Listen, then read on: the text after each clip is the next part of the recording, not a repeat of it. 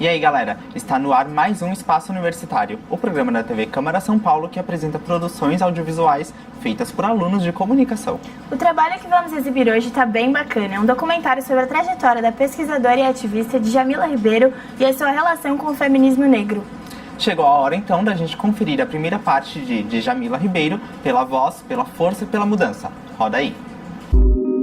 Sempre soube que eu era negra, isso nunca foi uma questão pra mim, mas eu acho que eu ressignifiquei o que era. Passei a ter orgulho de quem eu era, da minha história e entender que eu tinha o direito de estar no mundo e de me colocar no mundo. Cresci em Santos, litoral de São Paulo. Meu pai, ele era estivador, também militante do movimento negro lá em Santos e foi um dos fundadores do Partido Comunista também da cidade. Então, desde muito cedo, eu e meus irmãos, eu tenho 2 irmãos e uma irmã, a gente conviveu nesse ambiente de ter que ir para o sindicato, desde cedo ele conversar com a gente sobre esses temas, de levar a gente ao teatro, e toda vez ele fazia um ritual, fazia a gente levantar e perguntava quantos negros tem aqui, a gente falava, só a gente.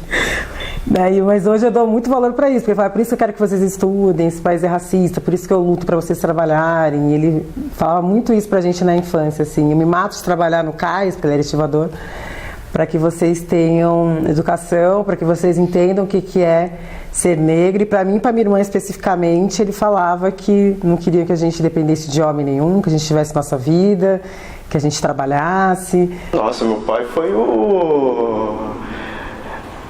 ele que mostrou, né, o universo pra gente, ele levava pra teatro, cinema, a gente fazia curso, xadrez, natação, tudo que a gente falou, pô, a gente tem que fazer inglês.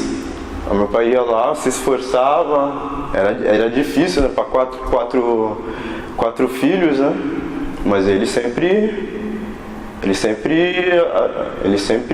falava, não, eu tenho que mostrar o melhor para os meus filhos, né? Ela conta umas histórias muito engraçadas, que o pai dela fazia parte da fundação do PCdoB, aqui em Santos. E tinha as reuniões, tinha as atividades, os protestos e tal, e ela ia, né? Ela participava das reuniões e ela ia nos protestos para segurar as faixas, pequenininha, né?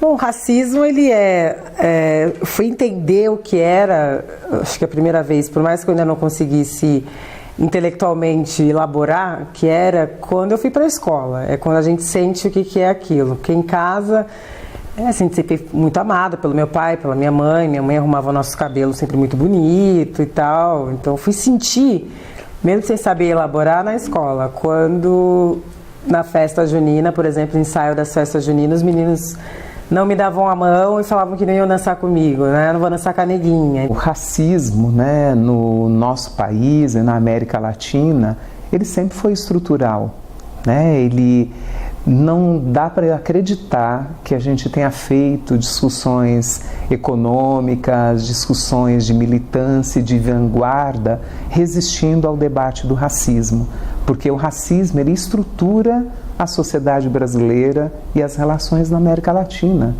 Então, todos os movimentos, de um certo modo, se serviram das relações desiguais de gênero e raça também para se organizar. Então, o racismo, ele estrutura, ele não é um tema que vem depois, né? A gente está vendo aí. Não é que resolvidas as questões econômicas, as desigualdades raciais e de gênero resolvem juntas. Não, às vezes elas até acirram as desigualdades, né? Aumenta o poder econômico de alguns e aumenta o abismo entre homens e mulheres, entre negros, negras, brancos e brancas. O racismo, o machismo, o sexismo, a misoginia são ideologias que estão na estrutura da nossa formação e, portanto, formam o nosso jeito de olhar para o mundo.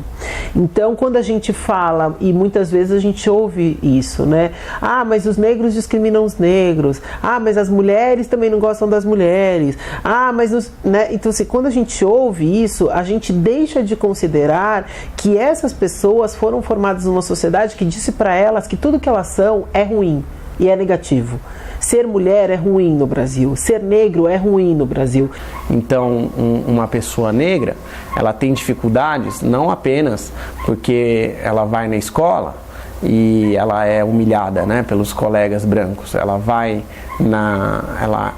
tem dificuldade de emprego, ela tem mais chances de morrer nas mãos da polícia, ela tem muito mais chances de morrer na mesa de um médico, um aborto clandestino, ela tem muito mais chances de ver o seu filho morrer.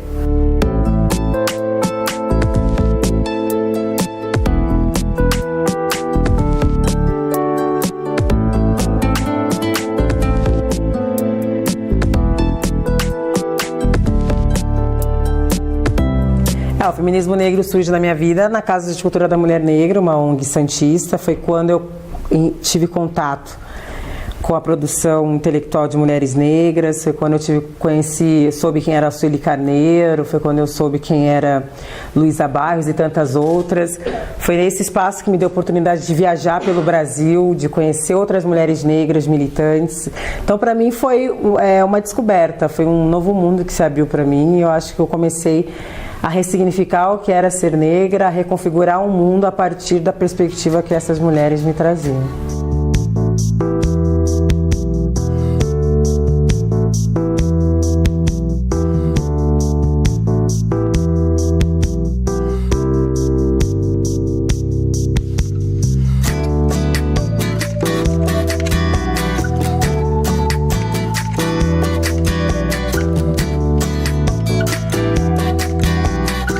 A primeira vez que eu estive com a Djamila faz muitos anos. Ela cuidava da questão de comunicação da Casa de Cultura e muitos anos depois a gente se encontrou participando de um júri, de um prêmio de pessoas que se destacam, negros e negras que se destacam em várias áreas. Quando a gente discute feminismo negro, a gente está discutindo projetos de sociedade. A gente não está pensando só nas opressões que nos atingem, como os grupos vêm fazendo historicamente.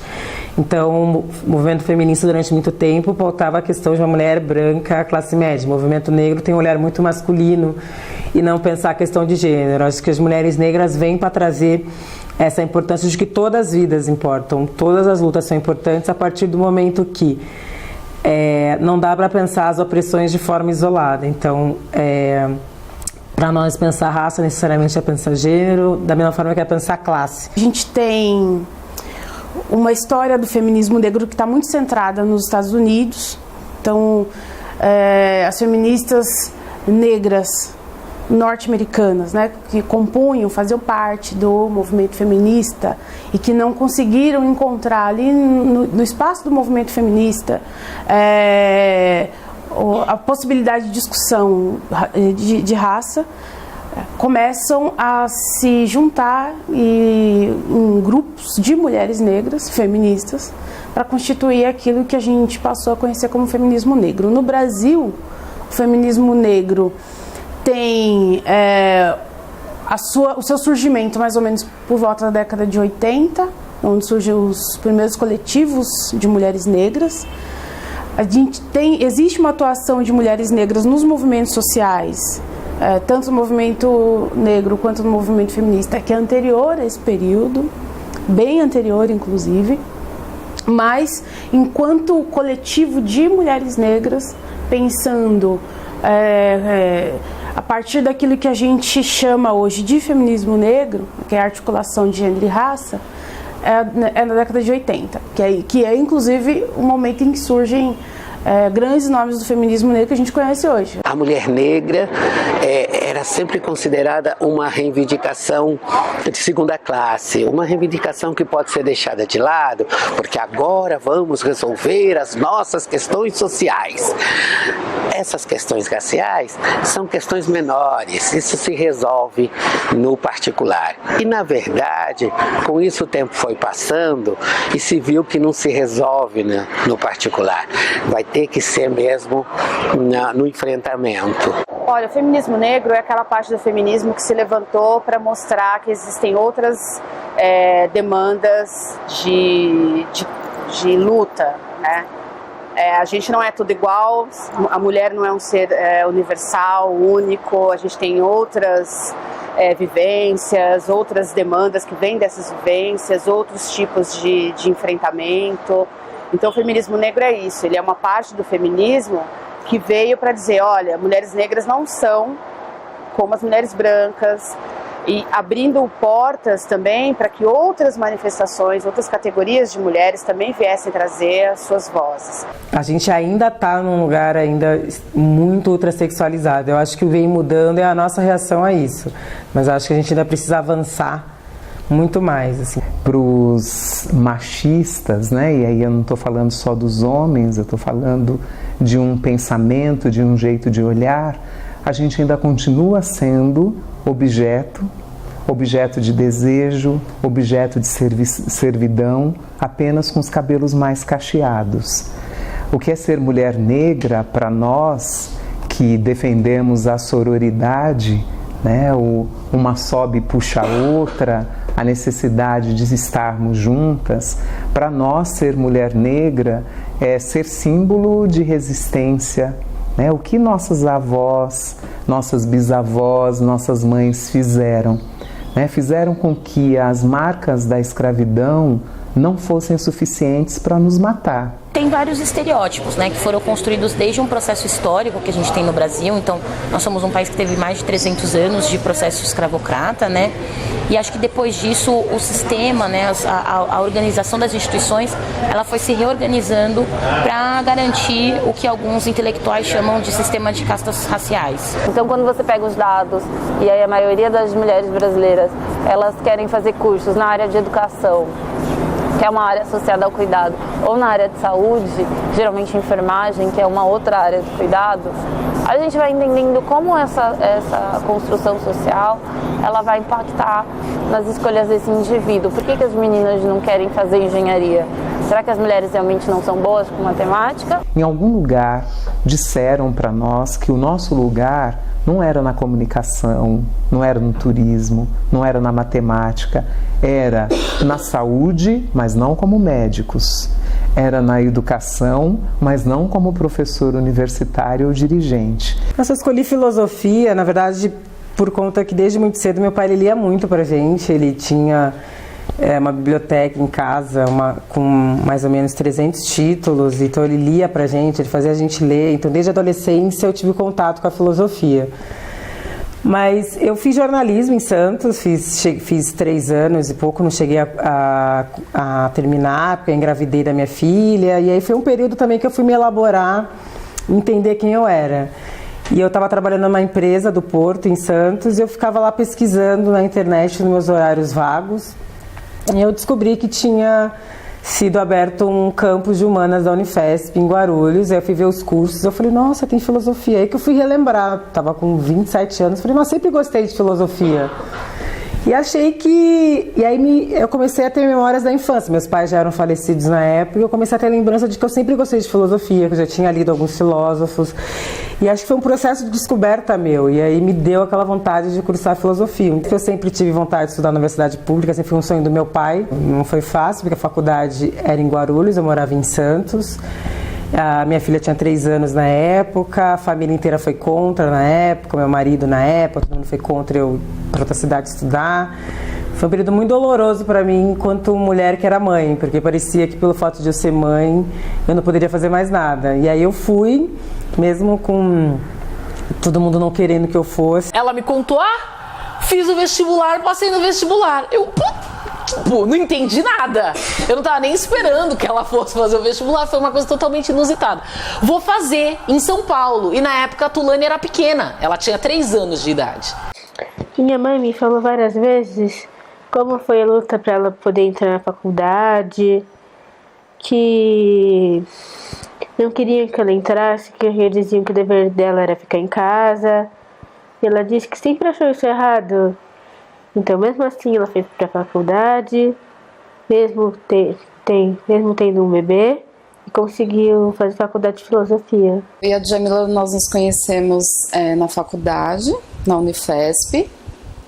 Nós éramos da mesma sala.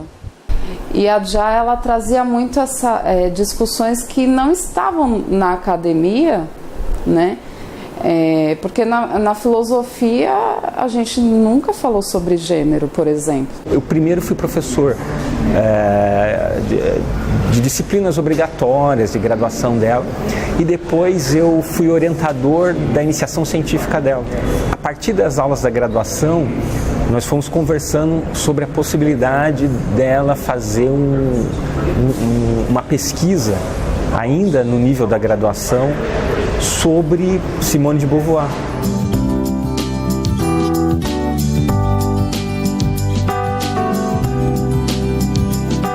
Bom, ela era aluna do curso de filosofia lá no campus da Unifesp de Guarulhos, onde eu sou professor, né? Mas no último ano dela de graduação, que ela fazia uma pesquisa em iniciação científica, ela me procurou com interesse de fazer um mestrado. Assim, eu já tinha algum contato visual dela, porque ela participava de um grupo que chamava Mapô, que era um grupo de uma espécie de movimento coletivo negro dentro da universidade, que fazia muitos eventos, lá debates. Acho que a militância ela se dá de várias formas. Então você tem coletivos em universidades, coletivos nas comunidades. O ativismo ele é político, ele só não é uma política institucional, está dentro de uma instituição.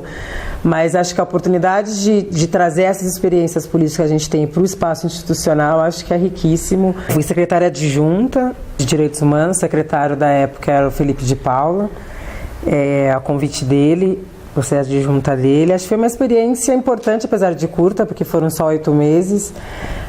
Mas eu acho que é importante porque a gente traz esse nosso olhar, essa perspectiva interseccional também para as políticas públicas, porque eu acho que, para além de um conceito, é uma ferramenta importante de políticas públicas, de você pensar políticas para grupos historicamente vulneráveis e entender que quando a gente melhora o índice de desenvolvimento humano dessas pessoas, a gente está melhorando o índice de desenvolvimento humano da cidade. Então, acho que a nossa presença nesses espaços ela é educativa, até porque às vezes as pessoas não estão acostumadas a nos ver nesses espaços. Eu era uma presença ainda muito pequena de uma mulher negra num cargo alto de decisão, mas ao mesmo tempo acho que o olhar que a gente tem para poder incidir nas políticas com tudo que a gente traz, porque eu estava no ambiente da política institucional, mas o que eu venho fazendo também é política. Então, durante a gestão, eu ia muito até as pessoas e fui para várias periferias conversar com as pessoas, ouvir as pessoas. Acho que se a gente se colocar no papel de escuta, as pessoas se assustavam quando me viam lá, mas essa secretária está aqui conversando com a gente. Então, acho que a gente precisa mudar também esse modo de como que a gente lida com a população. Eu acho que eu só pude ser essa pessoa acessível, de estar nos espaços, de ter escuta, por conta desse histórico que eu trago da militância. O Felipe, depois de ter encaminhado o nome dela, a levou ao gabinete para me apresentar. Foi o meu primeiro contato pessoal com ela. Conforme eu disse, eu já a conhecia de nome.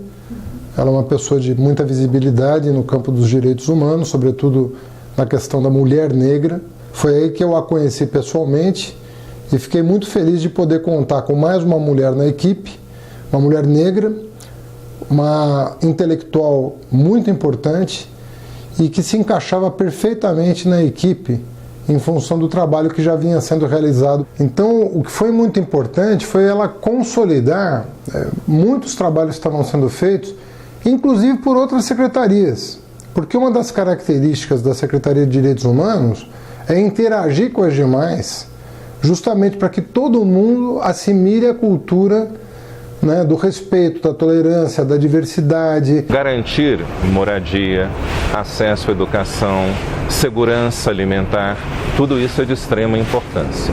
Mas os problemas que a população negra enfrenta são muito mais complexos, dependem de mudanças estruturais, dependem de, por exemplo, de acesso à terra, dependem de mudanças significativas no acesso à educação, no acesso, na transformação da cultura das instituições, dependem também da estrutura modificação do processo político, porque não há negros, praticamente não há negros dentro das casas legislativas, não há negros dentro do sistema judiciário, não há negros no Ministério Público.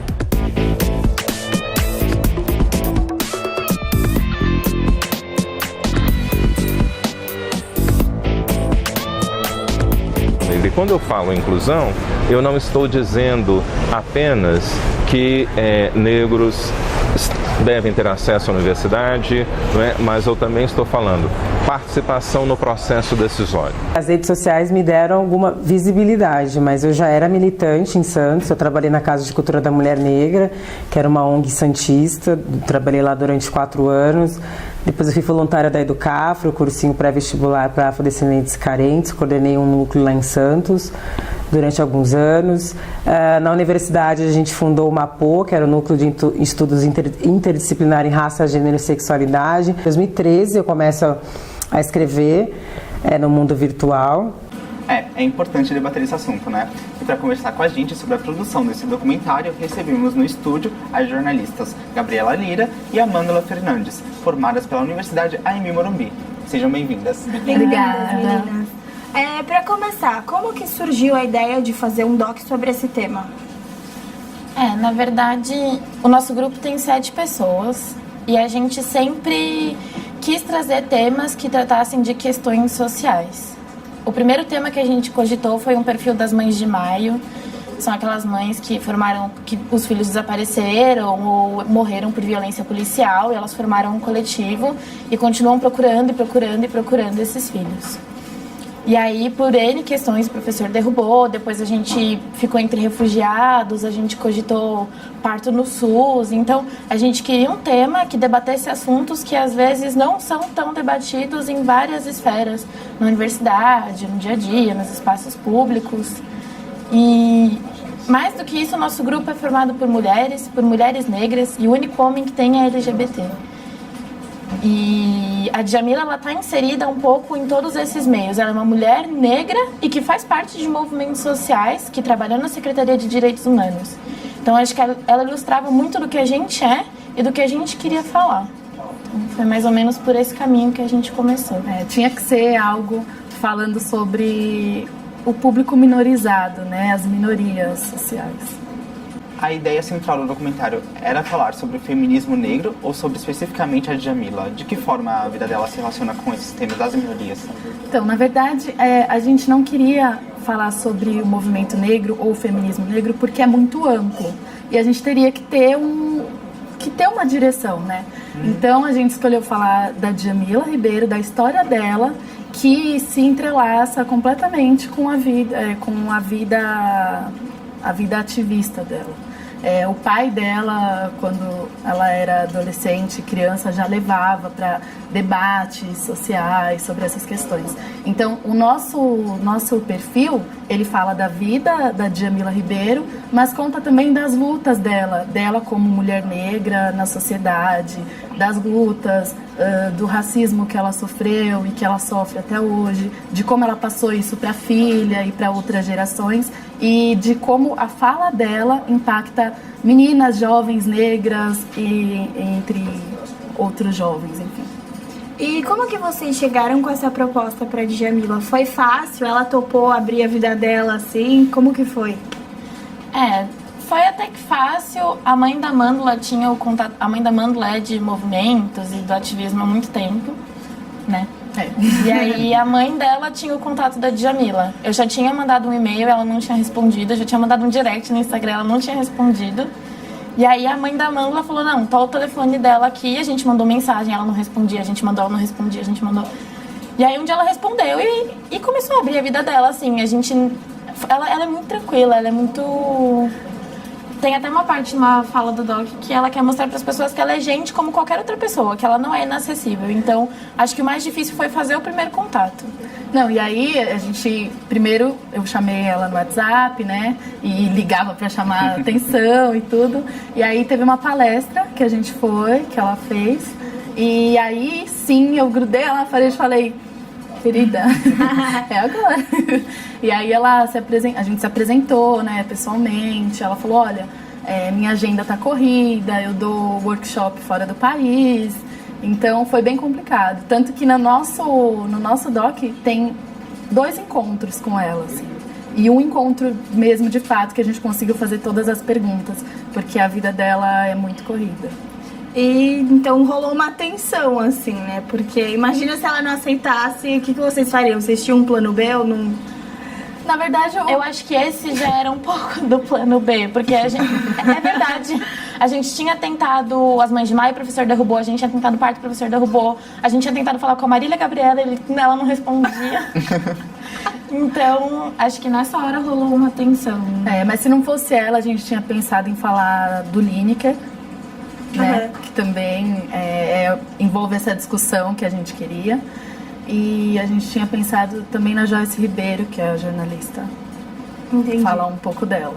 Mas a gente foi até o fim, assim. Deu tudo certo. Sim, com certeza. Tem que ser, né? E qual foi o critério de seleção dos outros entrevistados? Como foi a construção da pauta? A gente pensou muito em família, em trabalho, em amigos. Em pessoas que pudessem, em Djamilas de diferentes ângulos. Então, foram muitos amigos que se tornaram amigos depois que conheceram o ativismo dela, e isso é muito bacana. Aí teve o Fernando Haddad, que ela teve uma relação de trabalho e família, foi mais ou menos isso. Pessoas que, de alguma maneira, tinham uma ligação com a Djamila, seja acompanhando o trabalho ou de rotina. A gente foi na Faculdade Zumbi dos Palmares uma vez também conversar com as meninas dessa faculdade para ver o que elas pensavam da Djamila. Então, qualquer pessoa que acompanhasse o trabalho dela podia ser uma fonte pra gente. A gente olhou ela no Facebook, os posts, assim, quem mais comentava, quem mais curte. Então vamos atrás dessa pessoa? Vamos. E aí as pessoas super topavam.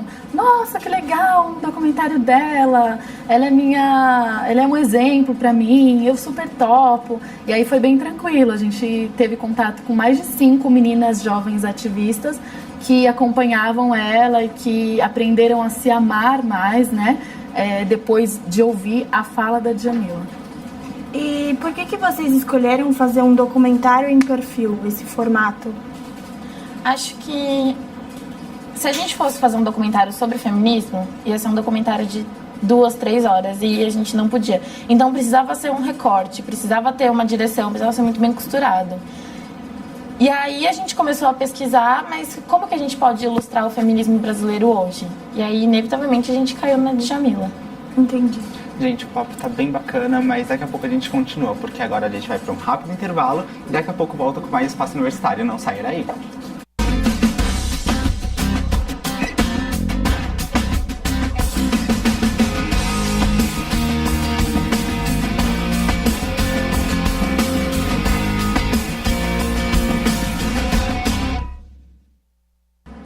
Voltamos com o Espaço Universitário, o programa que apresenta produções audiovisuais feitas por alunos de comunicação. Hoje estamos assistindo a um perfil em vídeo sobre a pesquisadora Djamila Ribeiro. Bora conferir a segunda e última parte de Djamila Ribeiro, pela voz, pela força, pela mudança? Roda aí. Tive uma certa resistência no início. E o primeiro espaço onde eu escrevi foi o Blogueiras Negras, que é um site muito importante, reúne várias mulheres negras.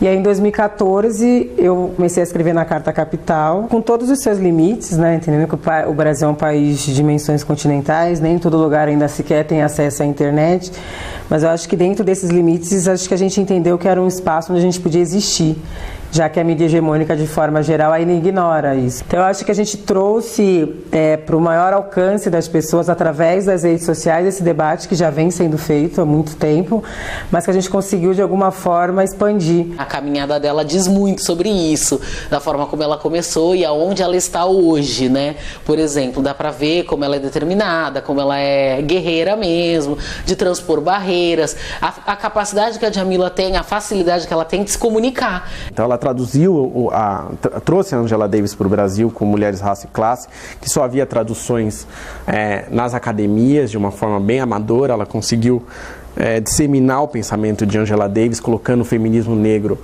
num outro patamar de debate. Ela abriu o caminho para tantas mulheres negras aí no Brasil. Eu participo desde a construção dessa luta para traduzir a Angela Davis. Então, fui eu que passei o e-mail da Angela Davis para Boitempo, eu que mandei o primeiro e-mail.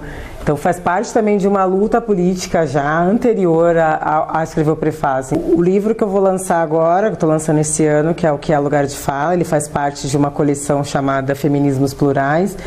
E eu escrevo o livro de estreia, mas a gente tem outros livros. A Djamila me procurou outras feministas também, outras mulheres negras, para falar dessa ideia que ela teve de fazer uma série de livros, porque a gente avaliou que tem muitos temas importantes para o feminismo negro, para as mulheres negras, que acabam sendo muito deturpados. Eu estou escrevendo sobre o que é encarceramento em massa, então todos os livros têm essa mesma dinâmica de o que é alguma coisa. Então, o que é lugar de fala, o que é encarceramento em massa, o que é empoderamento, o que é interseccionalidade. Então, são várias pessoas que não são só da universidade, mas também da universidade e também de movimentos que estão escrevendo sobre o que forma esse grande projeto, essa grande visão do que é o feminismo negro. Eu acho que a Djamila representa aquilo que é mais precioso para a luta antirracista, né? A Djamila é uma mulher negra, extremamente inteligente, extremamente bem formada, muito capaz de construir diálogos em espaços difíceis, muito capacitada, com muitas habilidades diferentes para lidar com esse novo ativismo, muito conectada com a internet, né? Então, assim, eu acho que ela consegue compor as habilidades necessárias para romper os principais desafios para lidar com o racismo hoje, que é principalmente dominar as internets, lidar bem com o conflito, ser uma ponte entre essa antiga geração e essa nova geração. Então ela é adorada por jovens, crianças, mais velhas, pessoas mais velhas. Então eu acho que todo esse lugar que a Djamila tem e essas habilidades dela fazem dela uma pessoa completa. Tudo que a Djamila posta é de fácil assimilação, né? Então nesse ponto eu já acho incrível, assim, porque se eu colocar minha filha para ler o texto da Djamila, que tem 7 anos, ela vai compreender. Então, nesse sentido, eu acho de uma sensibilidade, de uma generosidade, ela como acadêmica se desprender de todos os termos técnicos, considerando que dentro desse contexto de sociedade, você desconstruir o seu vocabulário é uma forma também de se fazer ativismo. Ela representa a nossa luta. A gente começou falando aqui sobre ativismo, né? Então ela representa esse ativismo, ela representa essa nossa forma de pensar, e ela também sabe expor como ninguém o quanto isso maltrata a gente. Porque dói muito, entendeu? O massacre da sociedade, o massacre da mídia, enfim, tudo isso. Ela consegue transformar o pensamento das feministas negras clássicas de uma forma muito mais possível de se entender dentro de uma roda de conversa de meninas de 15, 16, 17 anos, que precisa ter uma outra linguagem. Ela consegue fazer isso. Então a Djamila, ela chega, no meu ponto de vista, como um oxigênio, que ela consegue simplificar a linguagem e faz com que esse conteúdo chegue em quem realmente precisa. Ela coloca isso como protesto, entendeu? Falando, não tá legal, então vamos acordar, não é assim que tem que agir, e quais são as alternativas? As pessoas perguntam pra mim, como é que é pra você ser referência? Pra mim ainda é muito louco, assim, porque eu simplesmente faço o que eu acredito. Eu acho que o que acontece de uns anos pra cá é um reconhecimento disso, mas eu costumo dizer que não tem glamour nenhum, porque às vezes as pessoas acham que porque a gente aparece na televisão, porque a gente está em alguns espaços, a gente está rica e tem uma vida de glamour, porque tem likes no Face. Eu continuo trabalhando, cuidando da minha filha, cuidando da minha casa, escrevendo, estudando, me preparando agora para entrar no doutorado. Então acho que é bom as pessoas entenderem que a gente é uma pessoa comum, mas que a gente se responsabilizou por deixar esse mundo, acho que menos ruim, assim, ou um pouquinho melhor. Se isso acaba sendo exemplo ou referência para muita gente, eu acho bom que seja. É uma pessoa que discursa uma coisa, e quando você conhece ela pessoalmente, começa a conviver com ela, você vê que ela está totalmente dentro daquilo que ela está discursando. E isso faz com que as pessoas, de alguma forma, assimilem isso e tenham muito respeito por ela. Eu faço aquilo que eu acredito, aquilo que, como diz o meu babalorixá, que talvez seja uma missão ancestral de estar no mundo coletivamente, mas eu acho que é bom também humanizar a gente, entender que somos pessoas como outras quaisquer também.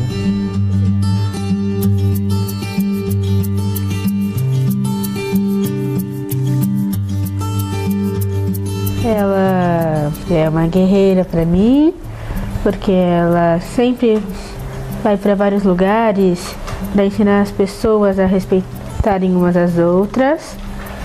E, por exemplo, uma vez ela foi para Harvard para ensinar as pessoas como tratarem mulheres negras, como é difícil para elas. Isso representa muita coisa para mim.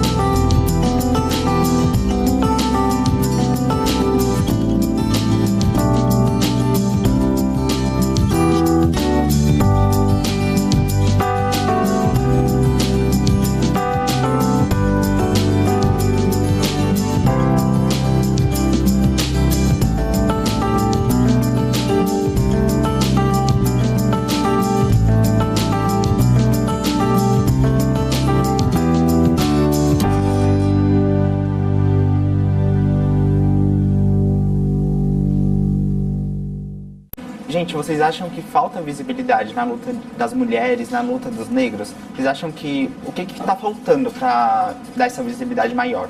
Na verdade, essa visibilidade tem, mas ela é pouca, né? E o que falta é a discussão sobre esse tema, levar isso para os políticos, para leis e para debates assim na periferia, sabe? Então, falta muito debate sobre isso. A mulher negra ela ainda é a base da pirâmide na sociedade. Em questão de emprego, a mulher negra ela recebe menos que a mulher branca. E isso é algo que tem que ser debatido e discutido. E aí tem marcha pela mulher, tem marcha pela igualdade social, pela igualdade racial. E isso é uma luta constante. Eu, como mulher negra, posso falar que é uma luta constante. Eu vou com a minha mãe, eu vou com o meu irmão, eu vou com a minha família para essas discussões. Porque esse tema, né, parece batido porque muita gente fala, mas na verdade só falam, assim, não tem mudanças. Então, o nosso documentário vem como mais uma visibilidade, mais uma discussão sobre esse assunto. Talvez numa outra vertente, né?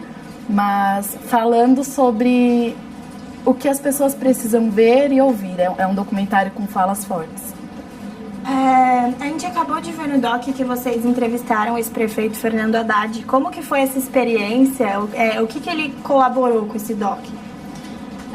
A Djamila fez parte da Secretaria de Direitos Humanos durante a gestão Haddad, então não tinha como não falar sobre a trajetória dela sem trazer o Fernando Haddad.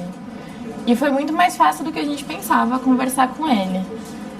Ele dá aula na USP e no INSPER hoje. Aí eu mandei um e-mail para ele no e-mail dele do INSPER e o assessor dele me mandou um WhatsApp falando: a gente pode marcar uma terça-feira? Isso era uma sexta. A gente pode marcar na terça? E acho que o depoimento da Haddad foi essencial para construir. O nosso documentário ele é em ordem cronológica. Então, desde da Djamila criança até a Djamila estudante, até a Djamila mestranda e a Djamila secretária. Então, acho que ficaria um buraco muito grande passar pela vida dela sem falar com o Fernando Haddad. E sem falar sobre a Secretaria de Direitos Humanos, que é essencial na luta de mulheres negras e de mulheres, enfim. E aí, justamente, a fala dele no doc é sobre isso, né? A Djamila, ela foi nas comunidades, ela deu voz às minorias, ela mostrou que eles são importantes. E aí a gente conseguiu várias fotos, né, dela ali conversando nas periferias, enfim. E isso foi muito enriquecedor. Além da própria Djamila, o que mais vocês usaram como material teórico? Antes de começar a produção prática, a gente ficou 6 meses montando um projeto teórico. E a gente não tinha pesquisas que falassem sobre a Djamila. A gente tinha pesquisas da Djamila. Então a gente recorreu ao pessoal da Boitempo, da editora Boitempo, que tinha uma série de vídeos sobre a Djamila no YouTube, falando sobre os livros dela, sobre o material dela, sobre o ativismo dela. Então a gente recorreu a blogueiras negras, que traz a Djamila, o pessoal da Carta Capital, que tem a Djamila como colunista. Foi esse tipo de material que a gente foi juntando, além da base teórica sobre feminismo negro, que começou lá com a Angela Davis, lá com essas mulheres, há muitos anos atrás, com o pessoal dos Panteras Negras nos Estados Unidos.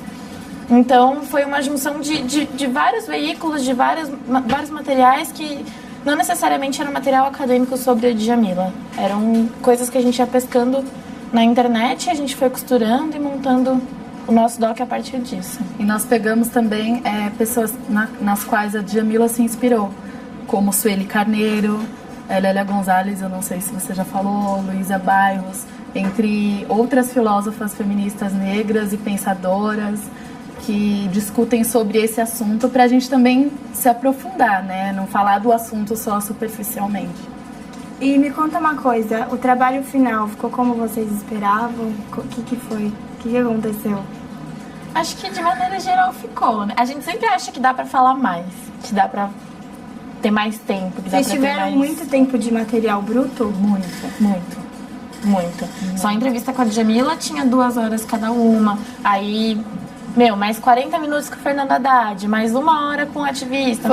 Foram 22 entrevistados em média, né? 1 hora de entrevista. 1 hora, 40 minutos de entrevista. E então... aí fica difícil sintetizar tudo isso, né? Você sempre acha que uma parte é mais importante que a outra e, meu Deus, vai faltar. A gente fez primeiro uma peneira geral de tudo que a gente achava importante entrar e a gente montou um roteiro em cima disso. Legal. E aí ficou um doc de 1 hora. E aí depois a gente foi tirando, eu acho que essa pessoa e essa pessoa falam a mesma coisa, então quem que a gente vai priorizar? A gente foi pincelando. Geralmente, entrevistas de perfil tem esse problema mesmo, de você acabar com um material muito extenso. Que dica vocês dão para quem está fazendo doc em perfil? Olha, fazer as perguntas certas, assim, antes de você falar com o entrevistado, você já ter as perguntas certas. O que eu quero pro meu doc? Isso, então eu vou lá e faço a pergunta direta, né? Porque a gente se empolgava, vamos assumir, a gente se empolgava e acabava fazendo perguntas além, assim, pro nosso próprio conhecimento, mas que não entraria no doc, né? E eu acho que você tem que ir com o seu tema muito bem amarrado, assim, porque a gente podia falar sobre Djamila feminista, Djamila movimento negro, Djamila dentro da política, Djamila acadêmica. A gente tinha várias Djamilas para falar e a gente tinha que ter direitinho qual Djamila que a gente queria trazer no nosso doc, e tem que ser muito pergunta-resposta, porque senão toda vai ficando com 1 hora, 1h30. E aí depois você se apega, né, às entrevistas. Cortar é muito difícil. Enfim, mas no final dá tudo certo. Meninas, o papo tá muito legal, mas nosso tempo tá acabando, a gente tem que encerrar. Vocês querem deixar algum contato? Quem tiver dúvida, qualquer comentário, pode mandar pro meu e-mail pessoal, que é lira_gabriela@outlook.com, e aí eu respondo. Tá bom. Valeu, gente. Parabéns pelo trabalho. Imagina, a gente que agradece. A gente que agradece pela oportunidade, né? E se você, assim como elas, tem um documentário no seu portfólio, manda pra gente. Quem sabe você não vem aqui apresentar o seu. É só enviar para tv@câmara.sp.gov.br. E não se esqueça de curtir a nossa página no Facebook, facebook.com/espacouniversitariosp. Tchau, tchau. Tchau.